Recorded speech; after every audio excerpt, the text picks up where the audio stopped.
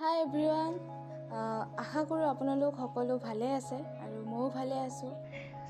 ব'লক আজি এটা সহজতে হোৱা হেল্ডি ৰেচিপি বনাওঁ। আৰু ৰেচিপিটোত আপোনালোকৰ কি কি বস্তু ইউজ কৰোঁ আপোনালোকক দেখুওৱা হওক। এয়া মই চুজি লৈছোঁ, মোক যিখিনি প্ৰয়োজন হয় সেইখিনি লৈছোঁ। আৰু তাৰ লগত এয়া চেনি ল'ম।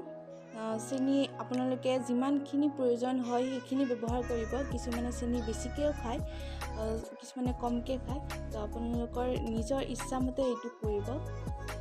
তাৰপিছত ইয়াত বেকিং পাউডাৰ দিম। বেকিং পাউডাৰ দি পেলাই পানী মিহলাম। পানী নহ'লে বা গাখীৰ দুয়োটাই আপোনালোকৰ যিটো ইচ্ছা সেইটোৱে কৰিব পাৰে। তাৰপিছত মই এইখিনি ভালকৈ মিহলাম। মিহলাই লোৱাৰ পিছত আপোনালোকে এইখিনি ঢাকি থ'ব 2 মিনিটৰ কাৰণে। আৰু ঢাকি থ'লে আপোনালোকৰ সেই মিশ্ৰণটো ভালদৰে মিহলি হৈ যায়।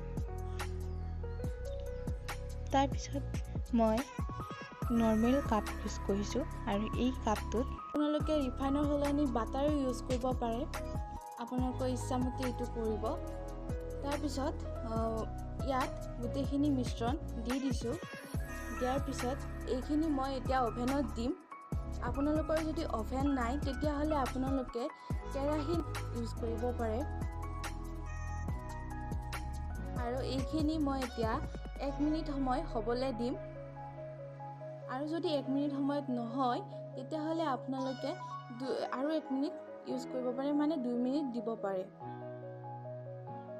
আৰু মোৰ এয়া 2 মিনিটত হৈ গ'ল। তাৰপিছত মই এইখিনি আপোনালোকক ওলাই দেখুৱাই আছোঁ। আৰু চাওক, ইমান ধুনীয়াকৈ এইটো ৰেডি হৈ গ'ল। আপোনালোকেও ট্ৰাই কৰিব বুলি আশা কৰিলোঁ। আৰু ইমান ধুনীয়া এটা ইজি ৰেচিপি। এইটো ইমান হেল্থি হয় যে আপোনালোকে সৰু বাচ্চাও খাব পাৰে। আৰু যিসকলে মোৰ চেনেলটো চাই আছে, like, comment, share and subscribe কৰিব নাপাহৰিব দেই।